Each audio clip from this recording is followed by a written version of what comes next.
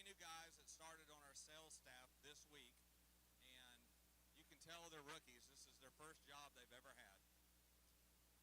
But Dan Shelton, who I met 20 years ago when I moved and took the job here at Legendary Marine, he was also the head pro director of golf and worked with Regatta Bay. So we were with the same company, and Dan and I have known each other a long time and never thought that we would work together, but here we are.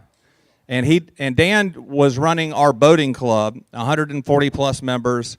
So he knows boats, he knows the area, he knows the lifestyle. Moved down from Tennessee, who Florida just beat in basketball last week when they were number 2 in the country. I just wanted to throw that out there.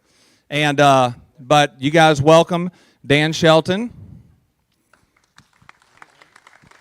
I'll scoot down to another gentleman that if you've been on this property for a while, you might have seen. This is Jeremy Holcomb. So Jeremy has managed our marina along with our boating club, along with being our delivery captain, and he's just a wealth of knowledge. There is a good chance that he has more hours on the water than at least half of this group. As young as he is, this man can do it all, and it's crazy. He's just such a good teacher that he never thought that he'd be trying his hands in retail boat sales, but today was his first real day on the job, full day on the job, his first official, because you are now onboarded officially. And today he actually waited on his first walk-up customer, took a deposit, and sold him a brand new boat. So how about that? And then third and finally, so Terry Gray and I met. He was referred to me. I was in search of a specific vehicle, and I found one over in Dallas, Texas. So I called one of our sister companies and said, hey, I need a couple of you guys to give me a referral. They're like, just use this one guy. His name's Terry. Here's his cell number. So we hooked up 3 or 4 months ago, and I could tell I have a genuine guy that looks to take care of people. His personality index came by, and his personality is a guardian. And that's what we want with a real estate agent, a boat salesman. We want someone to walk us through the process and look out for our best interest. So I was ready for the Jacksonville Jaguars to play the following day at noon. He told me the night before, he goes, I'll bring you your truck from Dallas. Now, mind you, this is a Jeep Gladiator with 40-inch tires. Have you ever tried to drive a Jeep without a lift? Now, you drive a Jeep with a lift, add 40-inch tires, and try to stay at 80 from Dallas to Destin in one straight shot overnight. But this is, I didn't say, hey, you have to. He suggested that he do it. Went home to Panama City to his new house that he's commuting from just to come here to work, and the next day showed up at halftime at the Jaguars game, and with a smile on his face. I'm like, how did you do that? I said, let me see those knuckles. Are they white? He was just like, man, I do this kind of stuff all the time. So we're very glad to have Terry, who has sold 3,200 cars for the Hearst Autoplex, and everything that they do is premium, custom, crazy, awesome stuff. So I know that he is going to excel in boat sales, so give Terry a warm welcome. And then another new gentleman, not this week, but an awesome transplant down from St. Louis, Missouri, who has had years and years and years of service management and running service departments, not just a single service department, multiple service departments for multiple stores within a large organization. And he's from the automobile business.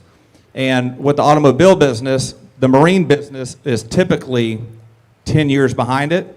So he has brought all kinds of fresh ideas to make our service department smoother, more effective, better communication. And I'm going to pass the mic over to Bill. I think we're losing battery power. But I'm going to pass the mic over to... Well, here you go.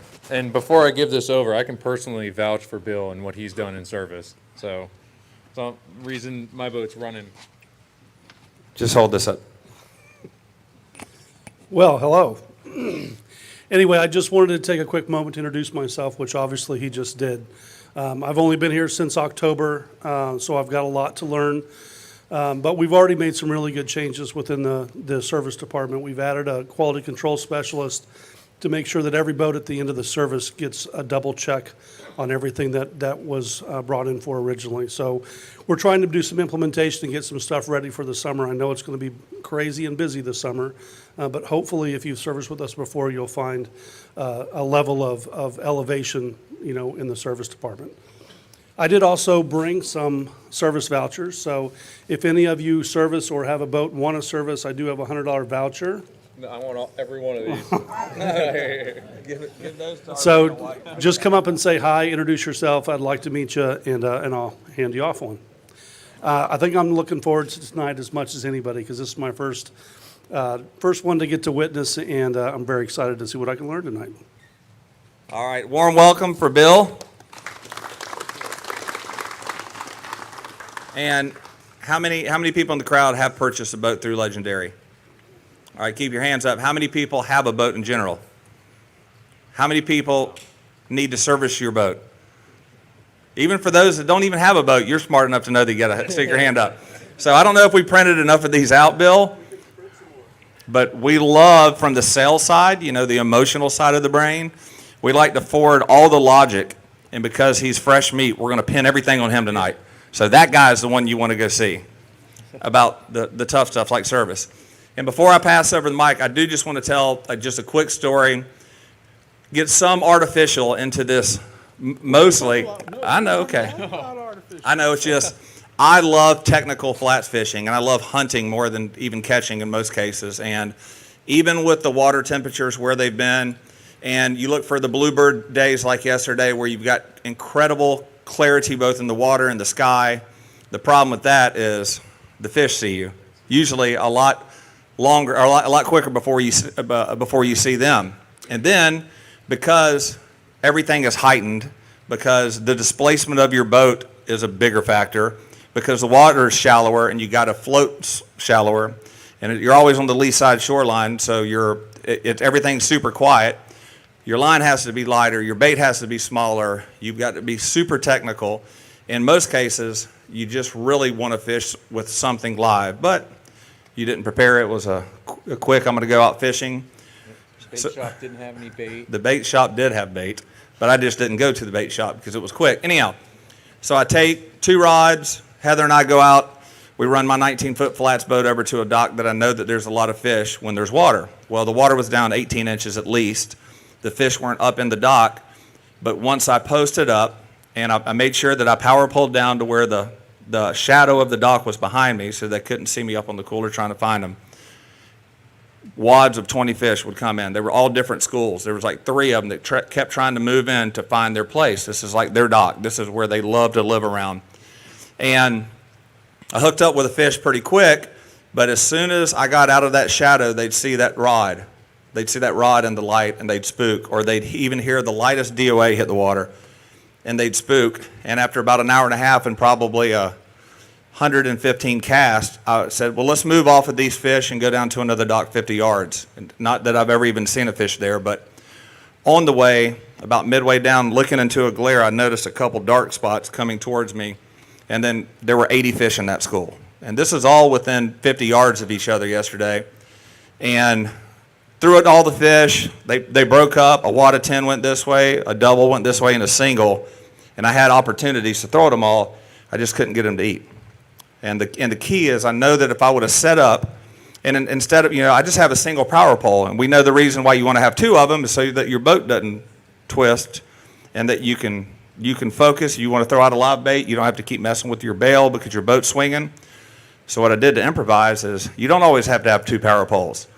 You just have to have a single, and then you take your trolling motor, you loosen up the collar, and you allow the trolling motor head to drop down into the sand. So that'll allow you to position your boat still. The one thing I was missing was live shrimp from Half-Hitch Tackle. Because had I had live shrimp, I could have thrown a couple free line shrimp out, just let them lay in the sand, and wait for the fish to come over them, so they wouldn't have seen my main line, they wouldn't have noticed the leader, and they wouldn't have seen any kind of twitch. So I learned a lot yesterday, so that's my tidbit on the seminar is go to the bait shop and get live shrimp this time of year. All right, y'all have a good one. I'm going to turn it over to Mark and Tim. Thanks, Todd. Thank you, Todd. So, welcome everybody. This is an extremely good crowd. Yeah, this is awesome. This is awesome, guys.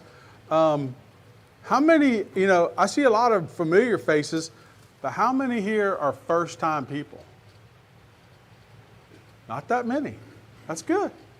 Well, we appreciate all y'all coming, the ones that have been here before and the ones that are new. Hopefully tonight we're going to teach y'all something.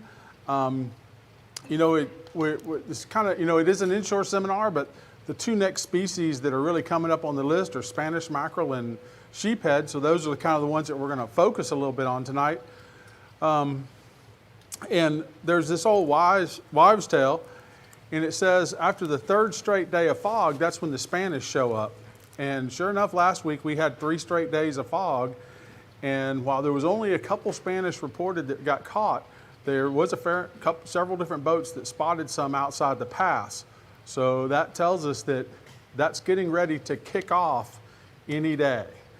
It might be one day this week, and it might still be for another 2 weeks before they do. But we're right here on the cusp of them really going off. Yeah, I think for me, I write down at the end of the day almost every single fish that we caught, where we caught it, and what was going on. And I used to track weather and barometric pressure and all that, but that's way too much. And all that's on the internet. If you really cared, you can go back and look it up. But my notes said last year, I think, was March 13th. And the year before was March 28th. That was the year that I actually ran a charter all day, and Tim was happened to be fishing on foot off Noriega and outfished me, standing on foot, casting out into the harbor. But my notes showed Spanish between the 2nd and 3rd week of March, which is soon. So it's going to, and the sheephead bite is already going on now. So that's one that's actually happening as we speak. And at the end of the month, the ship's Chandler will be doing their sheephead shootout tournament. It's a winner take all deal. It's not very expensive to fish. I think it's only like $50 or something like that. And normally the winner walks off with several $1,000s. So a good little tournament to fish right here at the end of the month. I hope everyone that has a boat that's capable has taken advantage of the winter fishery offshore. If you haven't, you've missed some incredible fishing. So many people think that when October comes and the rodeo's over, that fishing season is over. And I wrote an article on Facebook and for our website just 3 or 4 weeks ago. And while it's a little off topic, the basis of it was that if someone would have asked me 5 years ago, when is mahi wahoo season? And I think most of us would probably say May through October. And in recent years, it's been better in November through February. It has been incredible offshore. And it's the same techniques that we use in the heat of summer. We can troll for them, we can jig for them, we can live bait for them, all that stays the same. Most people think that the cold weather drives them away. And until I don't know that the fads have made a difference in a different way. The fads have made a difference because it's given us a reason to go fish. I think this fishery's probably been there forever because we used to have some commercial guys that did commercial wahoo fishing in the wintertime. But it's a whole story for another time. But if you have a boat that's capable and you haven't taken advantage, you're definitely missing out on something. Yeah. Because just a superb fishery. Yeah, as long as you keep an eye on the weather and go out on the right day. Yeah, it is very weather. Even summer is the same way. We Yeah. still have to watch out for squalls. And so, start with Spanish? Sure. So, Spanish fishing. So many. Yes, sir.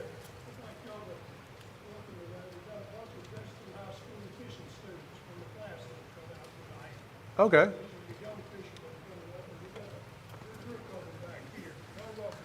Yeah. So, Destin High School class, y'all stand up. Yeah. Let's see who y'all are. All right, everybody. That's gonna be who's teaching these seminars in a couple of years. There's our next generation of charter captains. You know, Captain Mike Parker does teach the class at Destin High School, and it's kind of a really kickoff program. I mean, they started this is y'all's second or third year? Second year. And y'all had one class last year and two classes this year, 3 classes this year, and you're going to 4 next year, I understand? Super good thing for our community, you know, getting kids involved in fishing, and hopefully some of them end up working on charter boats or marinas or tackle shops or wherever. But great program that we're very happy to be supportive of. Would have saved me a lot of time had I gone through some of that and not had to learn it the hard way. Me too. I learned mine the hard way because when I started, I was 12 and I was washing boats for Bernice Marley. Well, I learned the hard way, but what I meant by the hard way was you. You're the hard way. Okay. No. Be that way then. I'm kidding. All right, Spanish. So Spanish. You know, unlike, there are people that say that mackerel aren't really good, Dean. I need to turn off the auto lock here. So this will stay on. When is Spanish season? Basically, Spanish are here. They're here year round, but we have peak seasons. That's February through May and September through November. During the cooler times is when they're typically better. But to some degree, there will be some around all year. You'll hear, you know, all winter long, you'll hear people catching them up at Cinco Bayo Bridge or Shalimar Bridge. And they're kind of always some around, but there's two, you know, the spring run is the really viable run, and then the fall run is almost as good. And while most of us are all boat fishing, you know, like Mark said, I was catching them off Noriego Point. We catch them off when days when it's too rough to go in the boat or whatever, the jetties, the pier, the docks in the harbor. Right off of the beach. Yep, right off the beach. They're catching blackfins off, or not blackfins, but bonitas off the beach right now. Yeah. So, you know, mostly we're going to talk about trolling for them, but, you know, there are many different ways to catch Spanish. Limits on Spanish, 15 a day, 12 inches or better.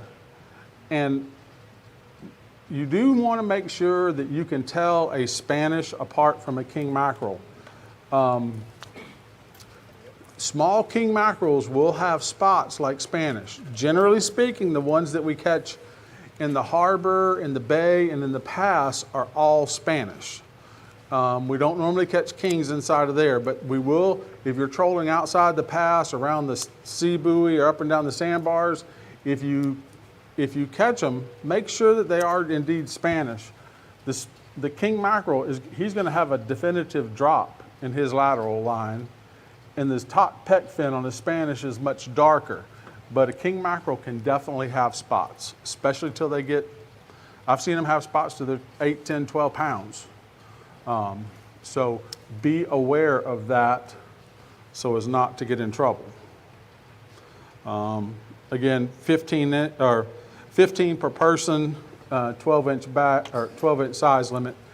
You know, while the limit's 15, I don't know that any of us really need 15. No, nor does anybody want to fillet that many. Because in my opinion, Spanish doesn't really freeze too well. So I think that holds true for most any oilier fish. Spanish are less oily than like king mackerel, so they will freeze to some degree. But and I love Spanish. Spanish is one of my favorite fish to eat. We have a pretty good recipe that we figured out that's really good, but I don't think it freezes too well. So for me, especially with a bunch of people on my boat, 15, and it's a whole moral and ethical thing about, are you really going to eat? I mean, you see guys all the time just posting pictures on Facebook of just a ton of dead fish, but are people really going to eat that many? If you're going to eat 15, take them. But if you're going to throw them away 4 days later when they're mushy in the back of your fridge, just think about it. Yeah. It's always good if we're good stewards of the industry. For all the kids that are in the Destin High School class, it'll leave fish for them in the future. So as far as, the lures to catch Spanish on, I think one of the most popular lures around is what's called a gotcha lure. These work from the pier or trolling, but there are differences. The pier variety is armed with 2 treble hooks. The trolling variety, and it has a slanted head on it, and this jig is designed to have a lot of action to it. In the trolling style gotcha, it's a bullet head with a single hook in it. This way, the casting gotcha, if you try to troll this, it's just gonna sit there and do this and just make a mess out of your fishing line, everything else, it'll make a mess. So if you're gonna be trolling, you wanna make sure you're using the trolling style gotcha. And I have that one out of order. Yeah. And not the one with the treble hooks on it.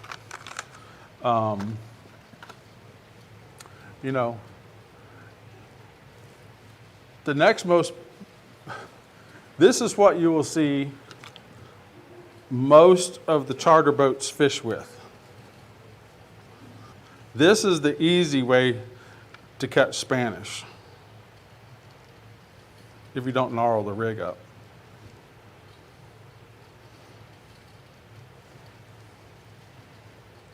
And I don't have my glasses, I can't see shit. I didn't really just say that. Yeah, welcome to the seminars, guys. We got a whole year of these coming your way. Oh, well. And I think for me too, while you're undoing that, this time of year, like everyone's really starting to get excited about it. It seemed like winter was really long, and now it's kind of like when Spanish show up, and the sheep's head fishing is fun, and we'll get into that, and it's easy. It's a lot of waiting sometimes, but when you start talking about Spanish, it's really the kickoff of the year. Like once the Spanish show up, then Kobe or Pompano runs, and then Kings will show up, and then all of a sudden snapper season's open, and then amberjack, and not grouper until later in the year, but it's just the Not start. amberjack till later in the year. Yeah, you're right, but it's just the start of season. So talking Spanish and getting into it is just kind of getting back into the swing of things. Yep. But Clark spoons, they of course sell just spoons, and you can troll just plain spoons, but for a really active day, especially if you got kids, this little straw rig right here, they sell this little straw rig pre-put together. It has a spoon at the bottom, and we'll put a trolling lead at the top. I would pass this little guy around, but he's pretty bad. You can see what I'm messing with up here anyway. But this is one of the top little trolling rigs. And when you're trolling for Spanish, a little trolling lead just to keep this just under the surface of the water is a great, great idea. And tell you a funny story about these. If you're ever in the shop and you look above our checkout pit, there's one of these hanging in the ceiling. And I don't know if any of y'all shop with us. There's a little girl that worked at the shop. Her name was Jessie. And she's still with us. She's over in our Navarre store. But she calls one day, I'm at home, and her and a couple of the other guys are at the shop. And this is hanging from the ceiling. She always liked to do this and just mess with it. And all of a sudden she was doing something, and then bloop. Well, you'll notice that spoon, the one in the shop, it doesn't have a hook in it anymore because it's buried into her finger when I get up there to help her get that out. So great, super little rig here. And easy to use. Yep. And unfortunately, we sell these. They're on the way in. I checked today. They should be in any day. We didn't have one of these for me to display tonight. I actually made this one before I came here. Super easy little rig to make. It's just dropper loops, a single hook, some sunglass tube. You can buy them pre-made. To me, it's easier to buy them pre-made, but if you like rigging your own stuff, you can stop up here after a while and see this little rig. It's real easy to tie for those that just like to do their own thing. Now, are you going to get into wear and all that once you get through some lures? Mm-hmm. Okay. Why don't we talk about that? Because one thing I was going to ask, you keep talking about trolling. How fast are you trolling? So trolling speed for Spanish is it's slower than you think. You see a lot of the boats in they'll be trolling in the harbor for them, and there'll be certain boats catching them and some boats that are not. Just in gear. You don't need any power at all. 2-3 miles an hour max. If you're going too fast, you won't get You won't get as many strikes. You'll still get some, but you're not going to catch as many. So it's as slow as you can go. And as far as areas to fish, all around Crab Island, the channel around Crab Island, over by the Coast Guard station, up and down, when you come in the harbor, all the way down to about, they normally don't get real good past harbor docks. They will, I have seen them all the way back to the pump house, but normally you can get to harbor docks and turn around and start working your way back out. And then of course, all the way through the pass, around the sea buoys, the lip of the pass, and down the sandbars in either direction. Yep. And sometimes too, I mean, as a charter captain, I'm hopefully out there every day fishing. So normally when you get close, there's not, if anyone's out there fishing, it's the charter guys. And I hate to say this, and there's a whole way to handle it, and there's some respect factors. That's a whole different seminar on what to do running up on people on the water that nobody cares about really. But when you see other boats doing something similar, if there's a circus train of people doing something, they're probably there for a reason. And so but back to your point, what I would do a lot, especially the first couple of years when I trolled, when I didn't really know where to go bottom fish, I didn't really know what to do, I would troll up and down the beach because they are right there and no one else is around. And you brought up something, if everybody's trolling together there, if they're all trolling, they're doing little circles in the harbor or out around Crab Island, nobody minds if you come up there and join in. Just go, everybody's going like this. So you want to go like this. Don't go try to go against traffic, cut across. Don't do the crazy things. Get in there and do what everybody else is doing and you'll fall right in. Yes, sir. What weight are you talking about on The question was what size trolling lead? What size on the size on trolling lead? I would actually put varying sizes out. If I only had 2 rods out, I would probably do a 2 and a 4. If I had 4 rods out, I'd probably have a 2, 4, 6, and an 8. And it's kind of like when we have outriggers this way, we're going to try to cover water this way. 2 ounce. And a lot of times that deepest one will get bit, and as that fish comes to the surface, the other lines start getting bit on the way up.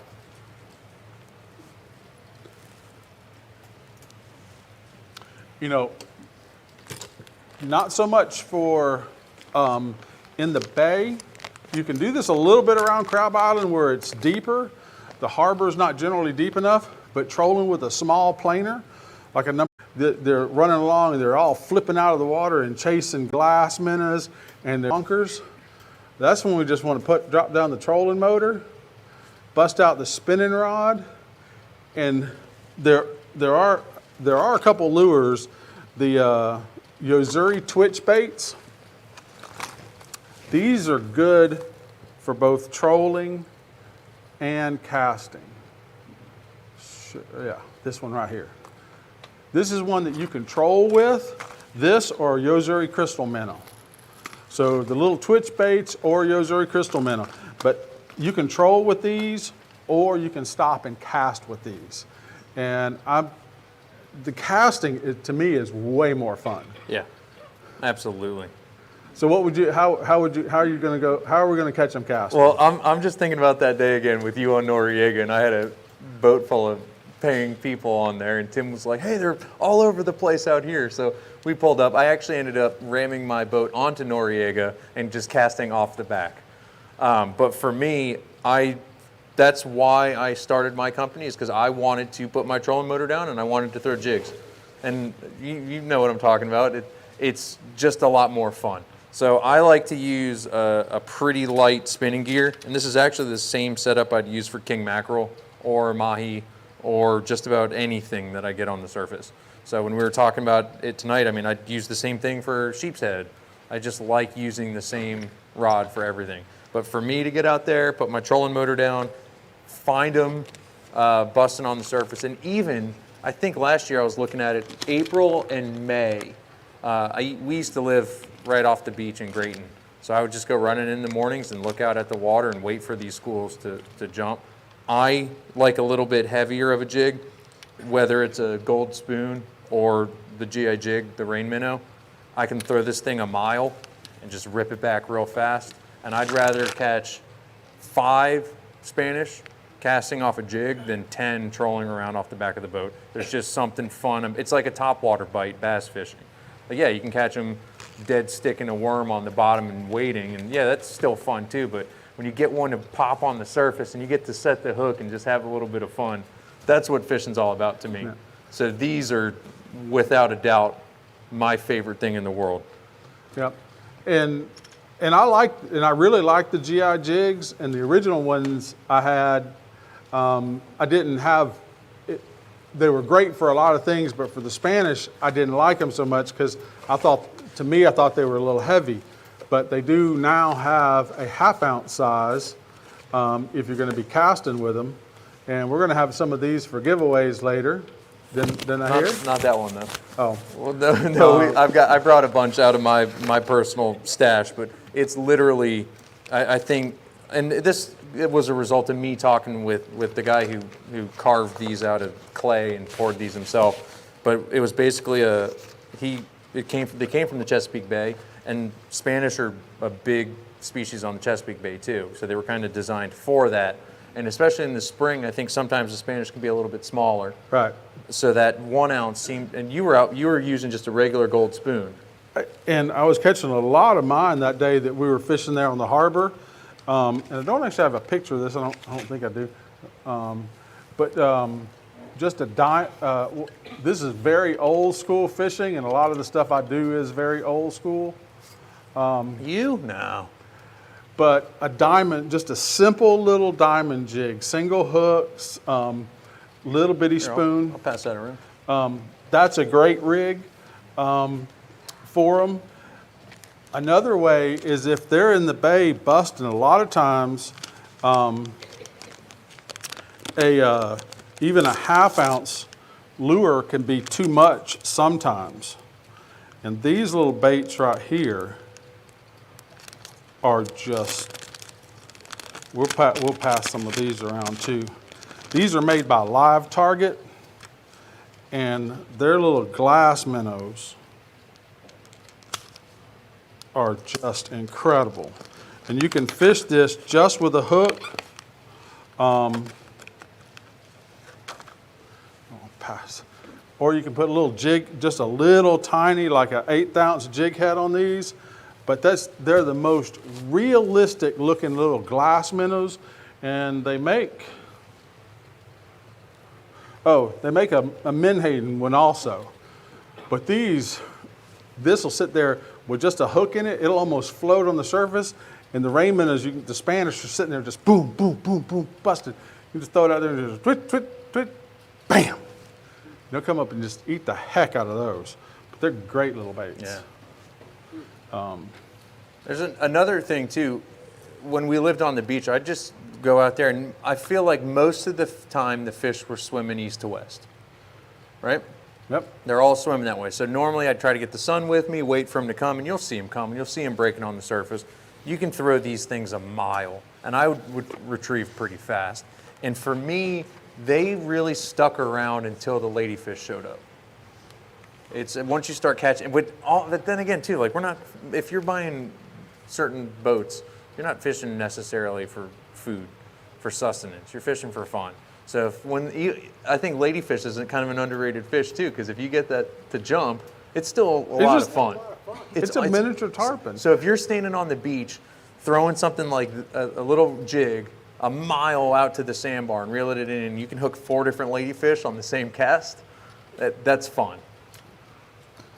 And I don't know, and I wonder, I know you said that when the ladyfish show up, they go away. I wonder if they go away or the ladyfish are just so much more aggressive. Exactly. They just eat everything in sight. Exactly. Because the farther offshore you get, like fishing on some of those, like the near shore public reefs and stuff like that, when you're bottom fishing for snappers or triggers or whatever, we always throw jigs out and a lot of times that's where you catch those bigger Spanish. So you'll catch a lot of kings on something like this, which is kind of how I came up with this whole light tackle thing. But you catch these big, nasty Spanish, the good ones. And, like Mark brought up a good point, in the springtime, we do catch a lot of small, in the springtime. Oh, perfect. Guess we can turn that off. That's never happened before during the seminar. I like that. But there again, I like a lot of old school things. Just an old plain white jig. I mean, that's something it's been around since I was a kid.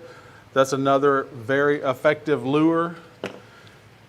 And there's one more, I guess, I really have to talk about this one, even though I despise this little rig with a passion. A bubble rig? Oh yeah. I hate these rigs. It works whether you're fishing on it. You can cast this from a boat, you can troll this from a boat, and its real design is pier fishing. But it'll work for all three. But like I say, I really hate this rig, and it catches fish really good. It's got this little clear float on the top, and this little float you're going to take, and it's got a little pin in it. You pull the pin out, you fill it half full of water if you're going to cast it from the pier, the surf, the jetties, or the boat, and that's going to give you a tremendous amount of weight. You can sling this thing all the way to the back wall back there, but yet it's still half full of air, so it floats. So you're just going to sit there and just reel it back so you can go pop, pop, pop, pop, pop, pop along the top of the water, and the Spanish come up and eat this little rig. The original design from years ago, it had a McDonald's straw on it, and that's where the name straw rigs came from. But the reason I despise this rig, if you're going to fish with this, you got your bubble here, and you got 3 feet of line down to a swinging treble hook. Whether you're on the boat, the pier, wherever you're at, you need to be very aware of your surroundings. I've seen and heard more stories of people going to the walk-in clinic or the emergency room with that treble hook in them from this rig than any other rig ever made by double, triple, maybe even 4 or 5 times. That's why I dislike it, because it's a very effective rig for catching fish, but you really need to be aware of your surrounding. We'll let y'all pass that around and see. I bet probably a lot of people don't know. These are real dangerous. Here, pass them around. That's right. We're going to pass the most dangerous rig around. But I think it's a rig Here's a giveaway. We'll throw these into the crowd. I don't think probably a lot of people have seen this rig before, and that's why I really wanted to pass it around. It's been around forever. It's a big pier rig. Yeah. But like I say, I dislike it. We sell more of them for the pier guys than anywhere. And it really went, there's so many other ways, all the different lures that we have to catch them. If the pier would ban them, would be fine with me. That way we could quit selling them. I mean, it wouldn't hurt my feelings. So when you're throwing out your spoon or your jig or your bubble rig, how fast are you retrieving? So a lot depends on what the fish are doing and how they're feeding. When we're trolling, it seems like we want to go slower. But a lot of times when you're casting, it can be a much more erratic and quicker retrieve. But now, then I go back to that day that I was on Noriega Point that you guys were coming by. I kept scaling my lures down because I kept seeing the Spanish that would come by and bust, but I wasn't getting very many bites. And I kept scaling the size down and the weight down to where I could move it much slower. And then as I got to it where I could throw it out there and move it real slow and not let it hit the bottom, that's when I was getting my bites. So I don't think there's a right or a wrong answer to that question. I think different days require different techniques. It's just like when we go out there, when we go regular trolling, we put out several different colors to see what's going to work on a given weather pattern. Agree? Yeah, absolutely. Questions? Everybody's an expert on catching Spanish now. Already.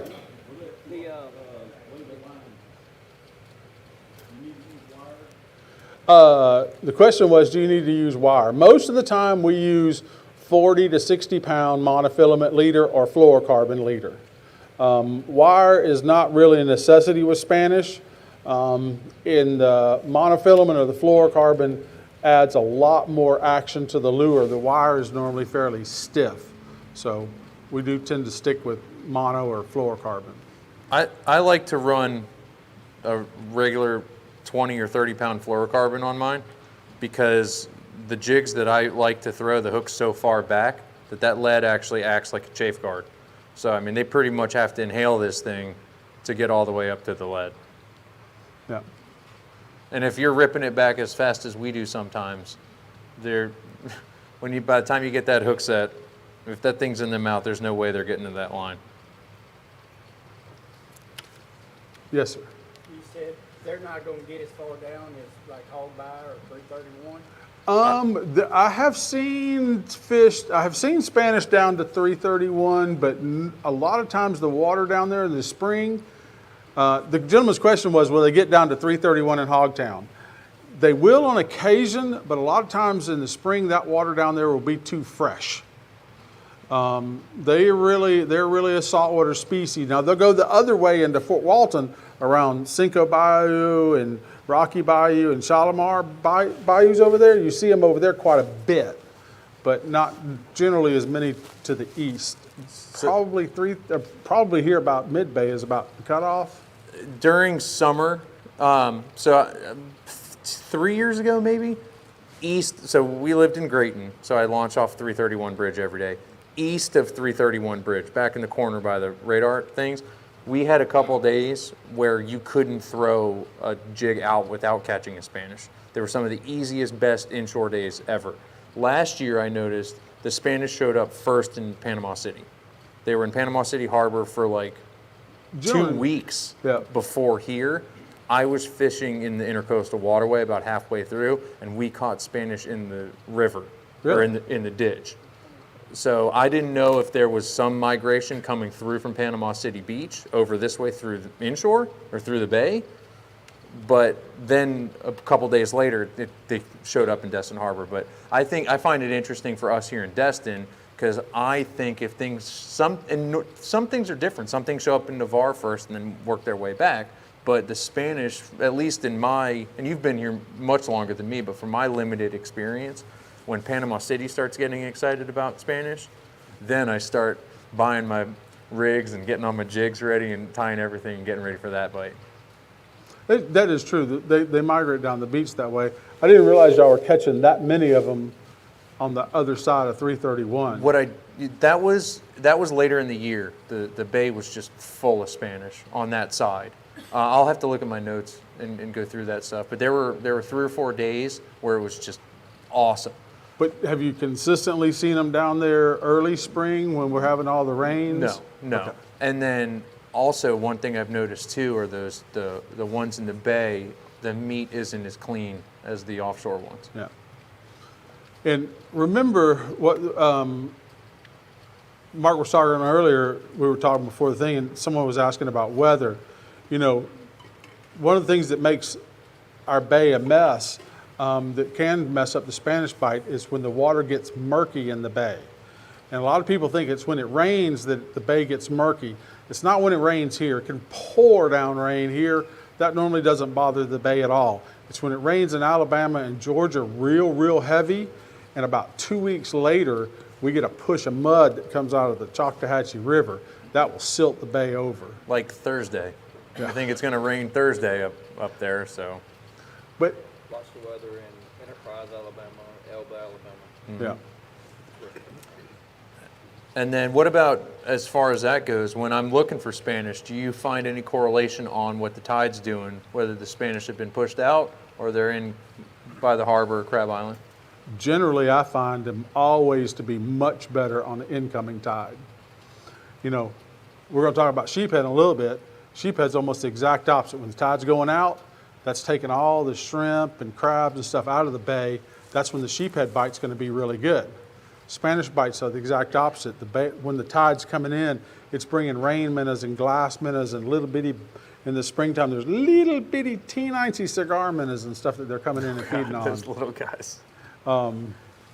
So Great mingo baits, though. yeah. So, but generally, the incoming tide is much better for Spanish. And that brings up a good point too, because yeah, you might go out in the morning with the goal of we're going to hammer Spanish, but then you get there and they're not there. So I think that's where the more information you have and the more, for me, the nerd part of me with the notes that I take and stuff, just to have some kind of idea of what I'm going to do when I get on the water. Yep. More questions? Your ones and twos planers, what do you think, in your opinion, what's the smallest setup that you can run with that?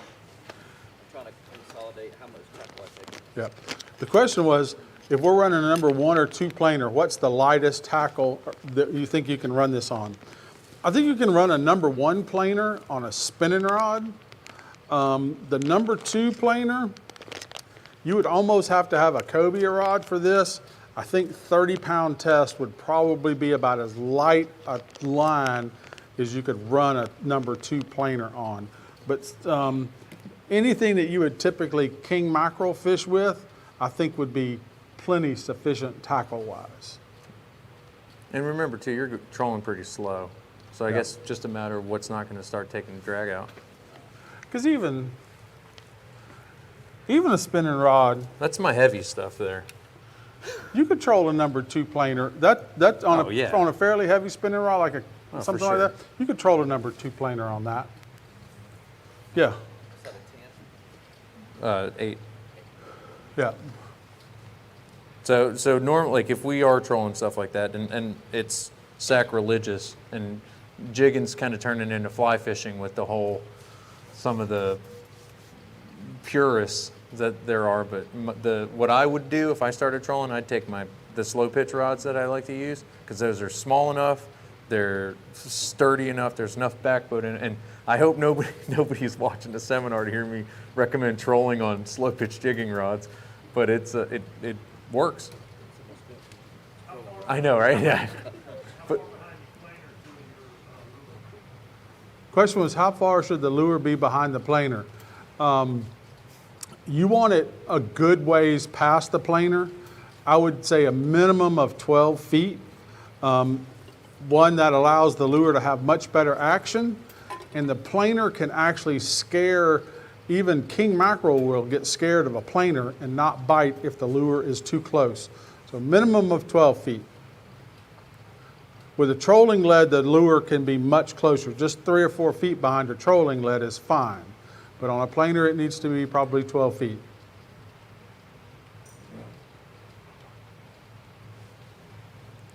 Well, that's pretty easy.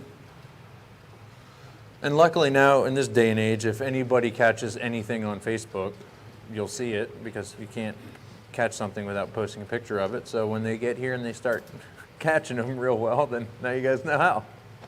And one other thing that we didn't touch on is in the deeper water areas, you know, some days you'll go out there and you'll see a lot of the Spanish flipping and can't seem to get a bite trolling or jigging, or for whatever reason.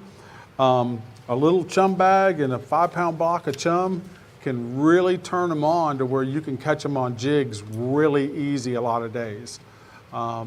So as you're out there fishing, you know, whether you buy chum or make chum, chum is great. And then of course some Procure scent for any of your lures will always help out too. Agreed. These rain minnows actually come with these little grooves that are carved into it, were designed to help Procure stay in a little bit longer. So I'm a huge fan of these. That's pretty much it for Spanish, right? Yeah, because we took a lot of time on that. Uh-oh. I hope y'all don't have anything to do tonight, because we're going to run a little bit long here. Any more questions about Spanish before we move on to sheephead? Colors matter much with The question was, do colors matter?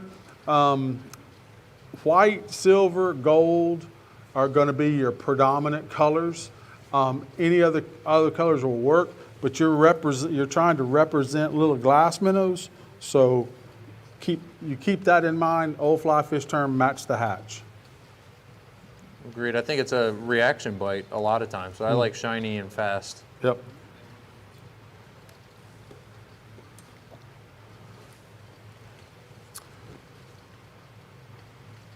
One last chance. Well, sheephead fishing. Like I say, the sheephead tournament's coming up here real soon. You know, a lot of people say, are sheephead good to eat? Sheephead are excellent to eat. They're a member of the drum family. They eat small crabs and crustaceans, so they have an excellent food diet. I have noticed one thing with sheephead. I say they're great to eat. Most of the sheephead we catch are. Occasionally, if I catch 15 sheephead during the course of cleaning them, 13 of them will have relatively light to white colored meat, and you're going to have this rare every once in a while. The meat is kind of a pinkish color. I don't really know why, if it's another, like a little subspecies or something like that. Those don't seem to be as good. Have you seen that much when you're cleaning them? No, I wonder if it has something to do with how you kill it in preparation. Like letting them slowly die in ice. But I do that to all of them, so. All right, Mr. Ikijimi. Yeah. It's all, you're going to start a whole new seminar. We don't have time for that one. We'll get into that in June or something. We actually need to do a seminar just on that. I'll bring fish for it.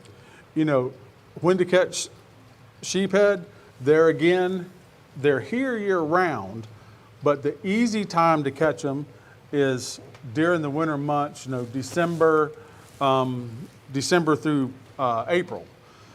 So that they're here all the time, but the problem within the summertime is there's too many other fish. You know, you go out there in June, you better have 20 or 30 dozen shrimp. This time of year, you can go with a couple dozen baits and be fine. The pinfish will eat you to death that time of year. You just can't carry enough bait. You know, places that we're going to sheephead fish, they're again, it's very similar to Spanish. You know, bridges, docks, jetties, piers, you need structure. But if you're going to, on docks, if it's a very new dock, I would just skip that one and go on. If you got somebody that has a dock that has, nice deep water access off the dock and has a little bit of water around the dock and then a little bit of flat area, but it's a really old dock and it's all beaten down and the pilings are half eaten away, that's when you probably want to stop and fish at, because that's going to have a lot of growth on it. New bridges, new piers. Tom's Bayou Bridge up in Niceville used to be a great sheephead spot. They just replaced that bridge about 2 years ago. I probably would skip that right now.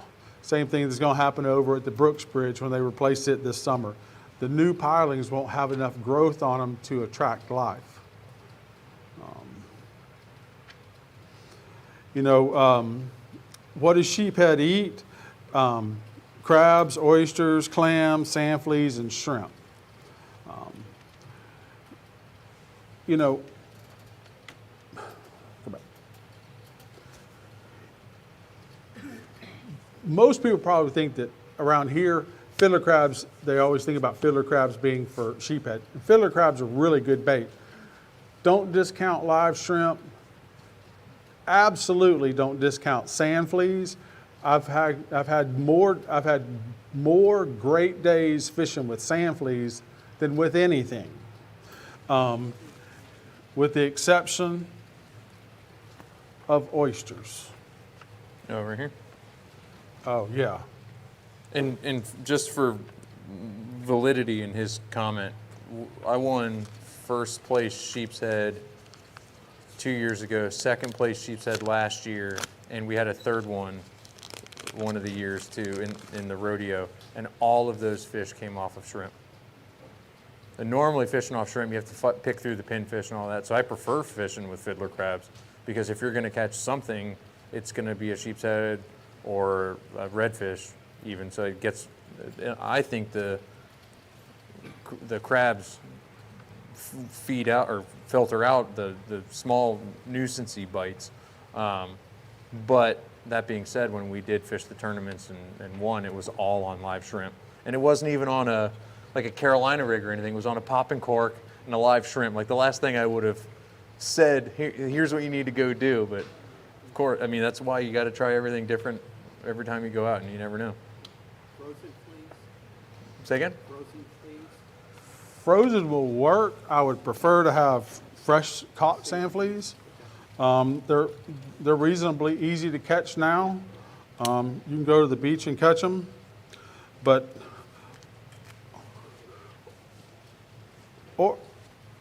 sheephead probably feed more on oysters than they do on almost anything because it's an easy prey that they don't have to ever chase down. They're stationary. If they're after shrimp or sand fleas or fiddler crabs, there is some work involved to get them. Now there is work to get the oysters because they have to bite them open. Boy, I should have brought my glasses for this. You want? I want an oyster. So they make a little product called spawn netting. And this is almost impossible to see back there, but this is little bitty net material. If everybody's eaten oysters before, you know what their consistency is. Well, trying to put an oyster on a hook and have it stay there is nearly impossible. They make a product that's called magic thread. It's this really sticky little thread that you kind of wrap around the oyster. Well, this spawn netting is even the next step past that. But if this little bag was my little oyster,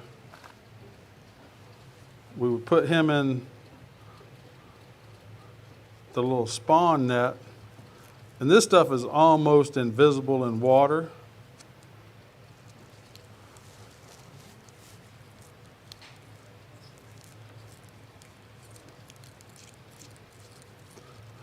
But you just wrap it, the little netting goes around it. You wrap it kind of tight, you trim that off, and it's better to have scissors or a really sharp knife, not a dull one. And you have this cute little pouch. That will keep the oyster on your hook, and super easy way to catch sheephead. Their primary diet. I guess it's hard to say what they really feed on the most, but I feel like that they eat oysters more than they eat anything else because it's something they don't have to go catch. It's right there available. So where are you fishing at in the water column? So say you're fishing a bridge, a big bridge piling. How are you going to choose which piling you want to fish? And then where are you going to put that bait?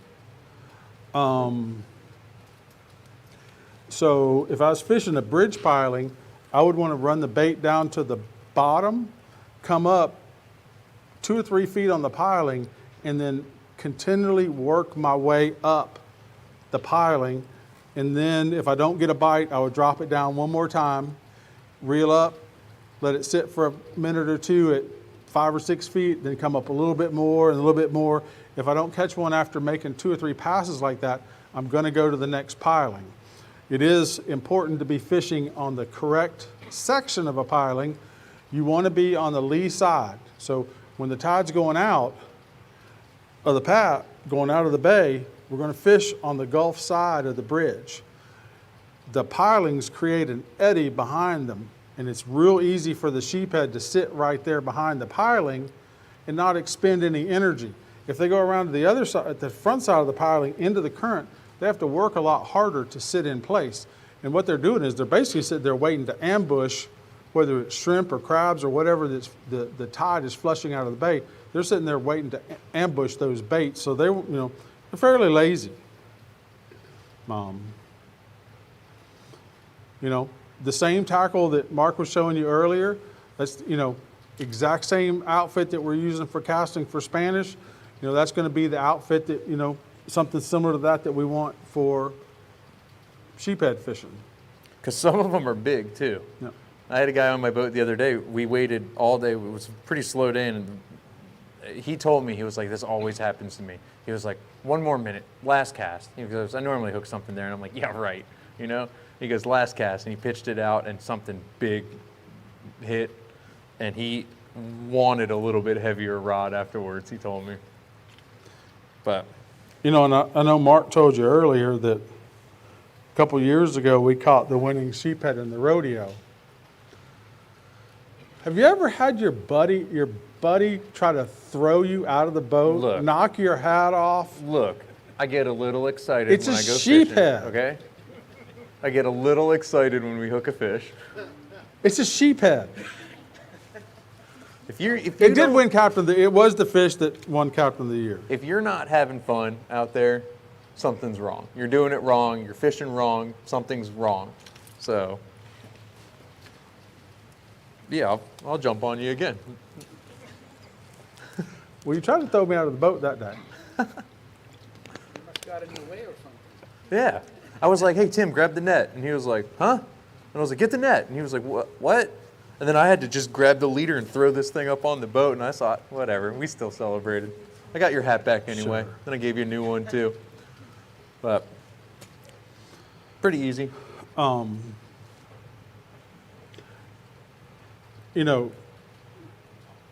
sheephead, if you're going to use fiddler crabs, we talked about the little things for oysters. Running the hook through the back of the sheephead out through the side. That's how we want to hook those. What kind of hook do you use when you're live baiting? So sheephead, the way their mouth is made, they have a little bit of they have some space in their mouth, but overall their mouth is fairly small, and they're filled with molars. You can see the pictures in the little handout. Most of the time I'm going to tell you everything you're going to fish for is going to be a circle hook. But for sheephead, a real small straight hook size 1 at the biggest, probably a size 2 or number 4. Something kind of smaller.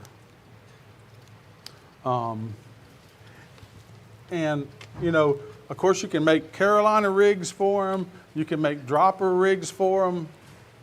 But now, the little sheephead jigs, these guys come, all you have to do is tie this on. It's got the right size hook. It's ready to go. Tie it on, add a shrimp, add a fiddler crab, add a sand flea, add an oyster. This is the easy cheat way for sheephead fishing.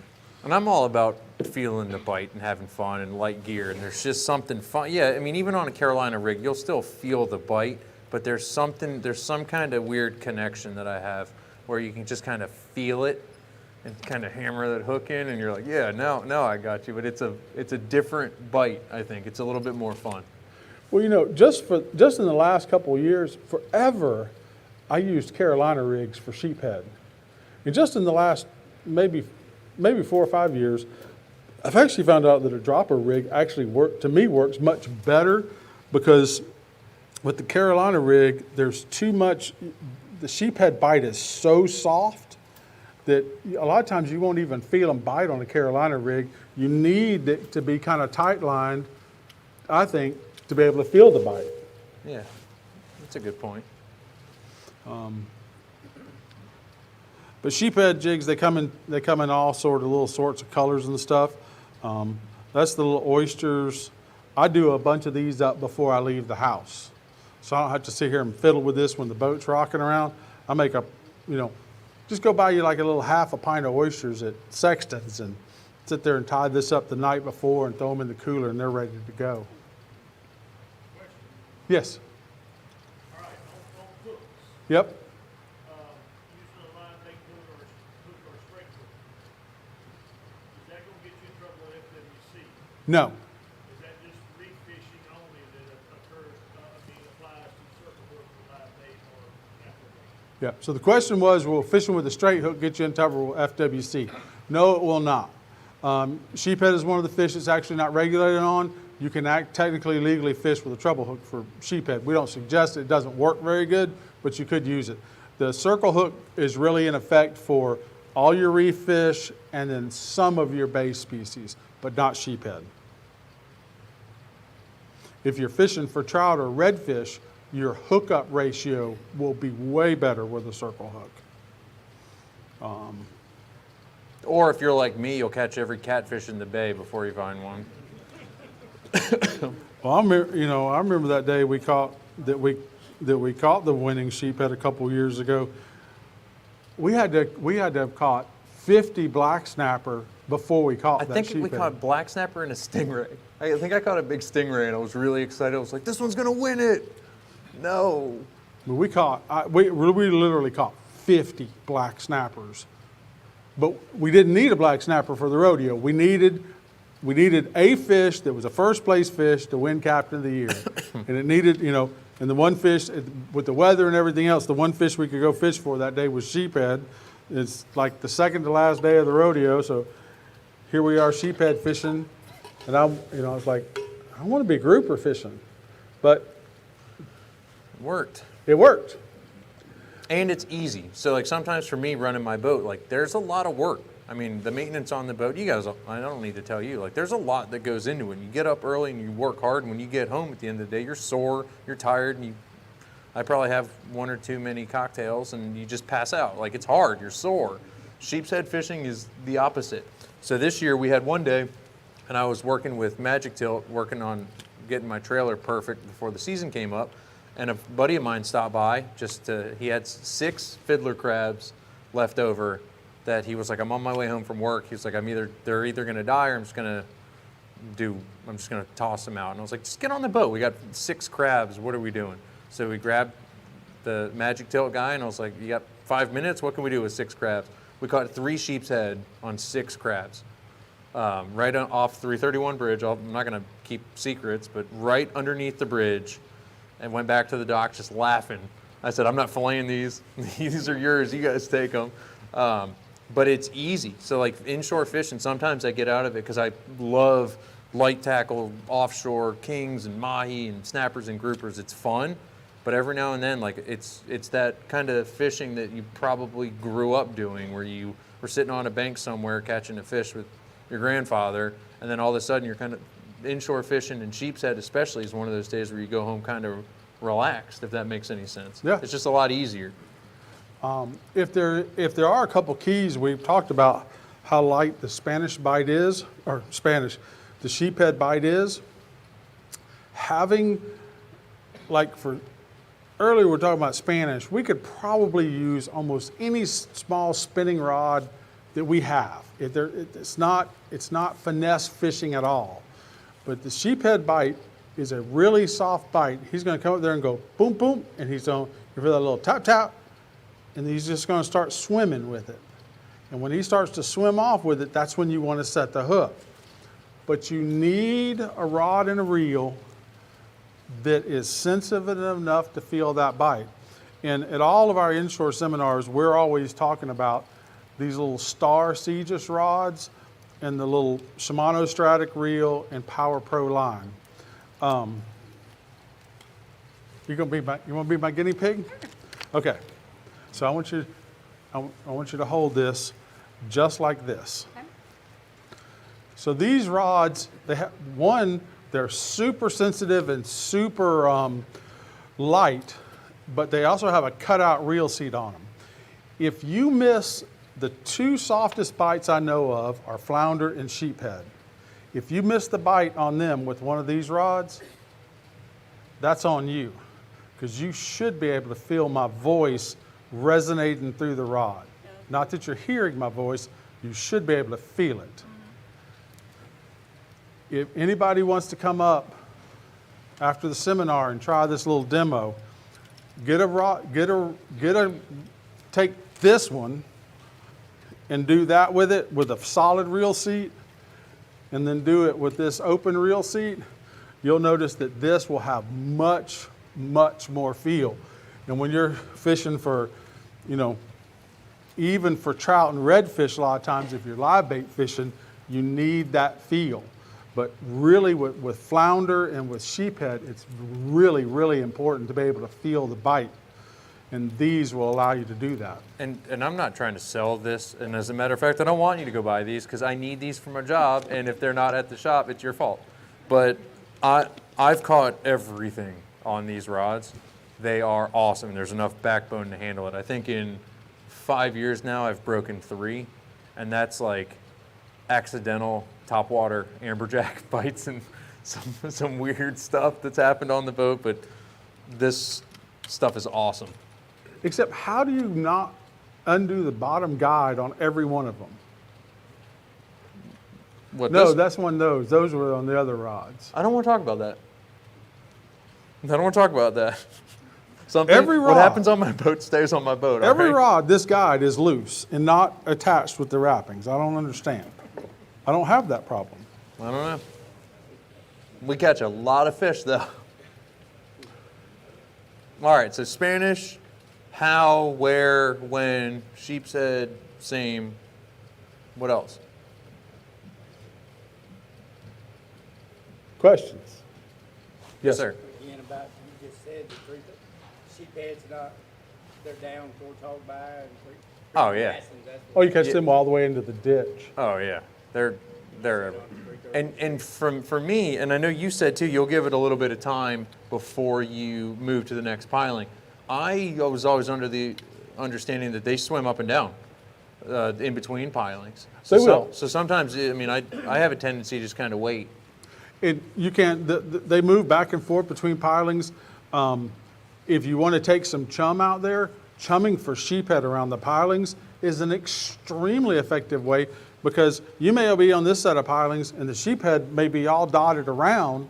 You start chumming and they're all going to come to where you're at. So chumming is a very, very effective way of catching sheephead and getting them to come to you instead of you going around searching for them. Chumming's just a great way of catching them. So hooking, there's several different ways to hook live shrimp and several different ways to hook fiddler crab. What do you recommend? So fiddler crabs, I think there's only one way. Fiddler crabs is through the back end and out one side of the shell. On shrimp, it depends really on where we're fishing and how we're fishing. If, you know, generally for sheephead, we're going to be fishing around the bridges and we're going to be fishing in current. And in that case, I'll pretend I got my little live shrimp here. Of course, this one has got a hook in it, but for fishing in heavy current, we want to be able to present the bait in the most natural way possible. So I would hook my shrimp up here in the very top of the head and avoiding the brain or the spine of the shrimp. That way, when he's in the current, he's sitting there and just swimming along in the current. A lot of times if I'm spot casting for fish, I like to hook the shrimp into the tail. He's much more aerodynamic, and when he sits there on a flat, you can see how his little tail is sitting down like this. Well, when a shrimp gets scared, they pop their tail and they don't go forward, they go backwards.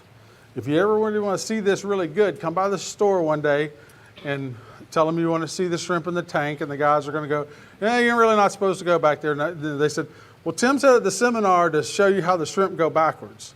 If you go back to our shrimp tank, and they'll all be sitting in the tank, and you hit the tank, they'll all go boop, and they'll go backwards. They flip the tail down and go that way. So that's why when we're spot casting on fish, we hook it in the tail. So if we make a mistake and jerk it too soon, we take the shrimp away from them. That's what they're used to seeing. But when we're sheephead fishing around pilings, especially in the current, we want to hook them in the head so we get that very natural presentation where the shrimp is just in there swimming along with the current. Yes, sir. Question, when you're fishing the piling, are you putting an anchor out or you use trolling motor to hook in place? Either one. The question was, when you're fishing the pilings, do you use anchor or trolling motor? Either one works fine. A lot of these guys now, and I don't know the legality of it, but I'm a trolling motor guy. I'll put my trolling motor down, I'll keep it close to the piling, and like using the sheep's head jig, I think it works a lot better vertical. So the closer you can work it up and down the piling, the better. But a lot of these guys now under the bridge are tying up to the bridge and climbing on the pilings to fish off. Technically, that's illegal. The Coast Guard will come and get you for that. I agree, but it almost, especially in the winter months, to see the guys under Destin Bridge and some of these other bridges, there's people tied up and walking around all the pilings. You know, and we touched on, Then they catch a lot of fish though. we touched on chumming. There again, you can take a garden rake on docks and stuff and scrape the pilings and knock the barnacles off. That's another good way of using natural chum that's already in the water. There again, the guys used to do that up at the Destin Bridge all the time. The Coast Guard really cracked down on that a couple of years ago. I really don't know the law about like maybe doing it like at Cinco and Shalimar Bridge. I know the Destin Bridge is a, and I can't say the word, navigable area. You're not allowed to do that there. I think you can back like at Shalimar and Cinco. But it does work real good off docks. Is the Mid-Bay Bridge a good bridge to fish for sheep's head? Question was, is the Mid-Bay a good bridge? Almost any old growth bridge. Like I say, it could be Mid-Bay, it could be 331, Shalimar, Cinco. Those are all good bridges. The only ones that I would really avoid are stuff that's too new. It just doesn't have enough, hasn't had enough time to get old growth. And I wouldn't say that if you went to Tom's Bayou Bridge right now that you wouldn't catch any sheephead, but I think if you went over to Rocky Bayou, just the next bayou over, there's going to be a lot more because it's more old growth. We fished Mid-Bay Bridge for sheep's head maybe November, first week in November or something, just looking for them. 2 giant black drum off the same piling, pompano. We call it pompano off Mid-Bay Bridge on a sheep's head jig. Talking about pompano, fair amount of pompano fishing on the beach has been good, and there's been a fair amount in the harbor. Yes, sir.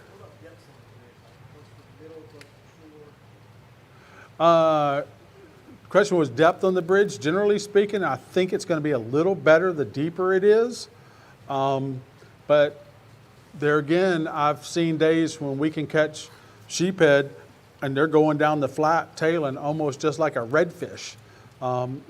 We catch them in the surf. It's fairly shallow there. The little deeper areas I do think are better.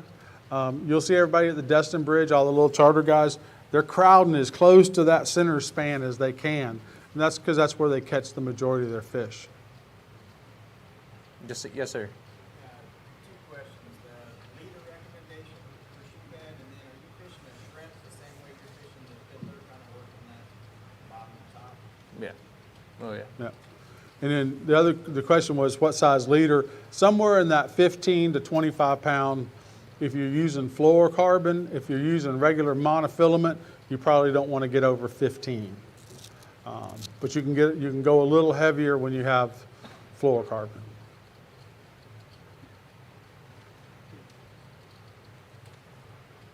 Is that it? Pretty good. So did everybody learn something? If you catch a sheep's head,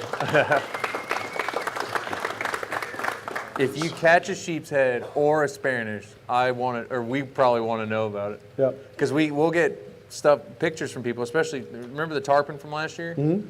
It feels pretty cool when we'll get a picture from somebody like, look at this tarpon that we caught based on something that you guys made up at the seminar. So. Something that we made up. No, I'm kidding.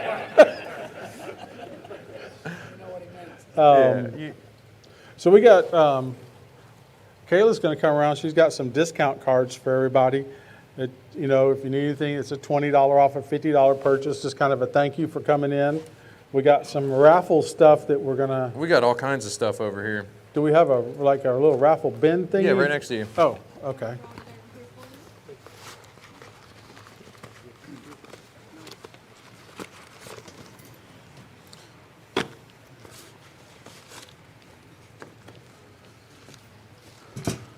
just hooks.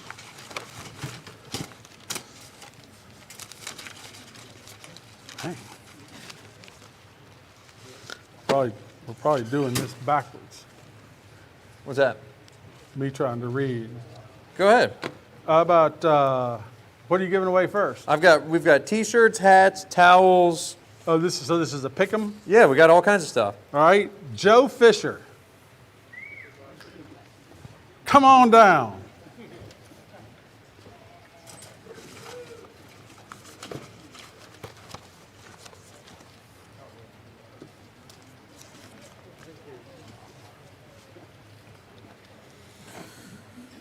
Got all kinds of stuff. We got shirts and hats and towels, and I definitely wouldn't recommend a rain minnow. These don't work. Yeah, right on it. Yeah, bro. Yeah, good. Yeah, thanks. Thanks, How whoever about, said There's sunglasses with that. Yeah, right. Is there a Mike Fillon? Mike? Mark. All right. Whatever. You win.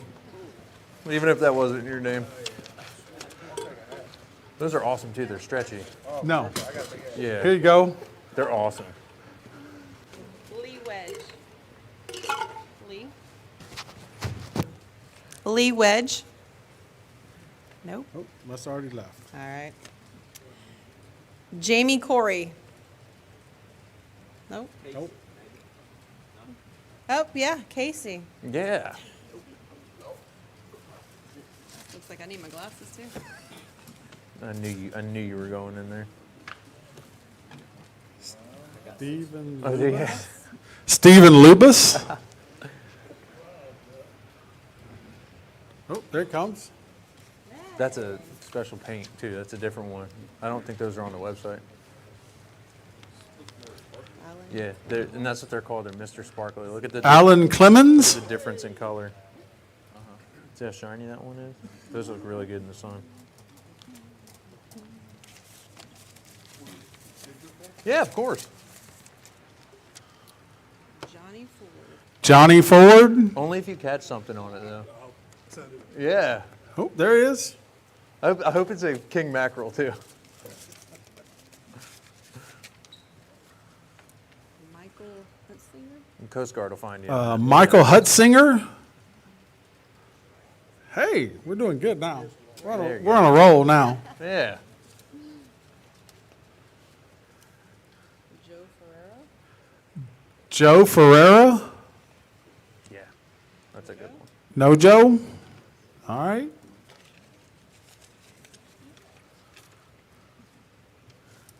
Jerry Corbin? Yeah, Jerry Carb, Karabin.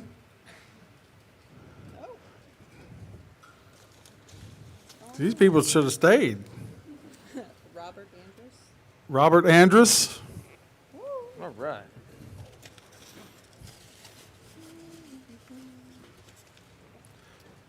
Joshua Long? Yeah, that's my favorite. Joshua Long. There you go. Now we're back on our roll. Gosh, you still got a bunch of stuff. Yeah, shouldn't have Jacob brought on. Mixon. I shouldn't have Jacob brought Mixon. on my jigs.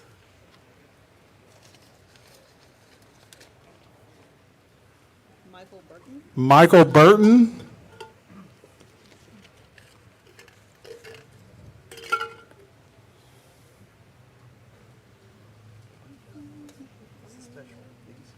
Yeah, those are awesome. Yeah. Thomas Engel? Thomas Better Engel. catch something with it though. My jigs went fast, guys. Was kind of hoping you'd take the hats and stuff, and Kind of spin it a little. That'll work. I'll take this one off. Someone gets this beat up, old, rotten one with no paint on it. Mark Hillis. Well, I thought you were gonna say my name. I was like, yes, I'll take the last jig. Richard Mattis? Look how nasty- Richard Mathis. Look how beat up this thing is now.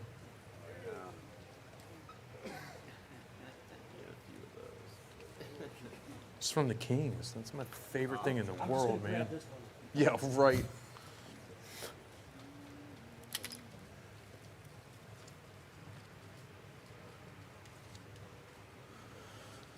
Lee Brewington? Lee Brewington.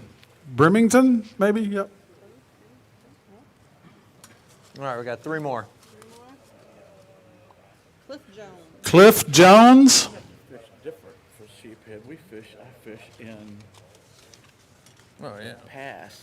There's rocks 20 feet, Yeah. 30 feet. Michael Jones. Where is this? We fish in Pensacola. Okay. We're from Pensacola. Yeah. But we fish pylons. We're just drift fishing. Over the You rock out now, Mark? pylons. One more hat. We got One more hat. Yeah. Totally different Yeah. than you guys. But I'm sure, I mean, if they're here the way we Ricky fish for them, Harrison. Yeah. I'm sure Ricky Harrison. they're probably all up down the bridge. These fish Nope. that pass by the thousands to spawn. You drift. Doesn't look like we have a Ricky Harrison. Go back up man. and drift, catch 5. Go back up and catch 5. Jordan Oh, you Miles see the boats in Galloway. the line, they just drift. Jordan Galloway. And that's what you're doing. You're Carolina. Is that you? Yeah, that's Look at that smile on your face. Oh, Look yeah. at- Caught a bunch of them. That's awesome, right? Randy McLean. Randy McLean. All right.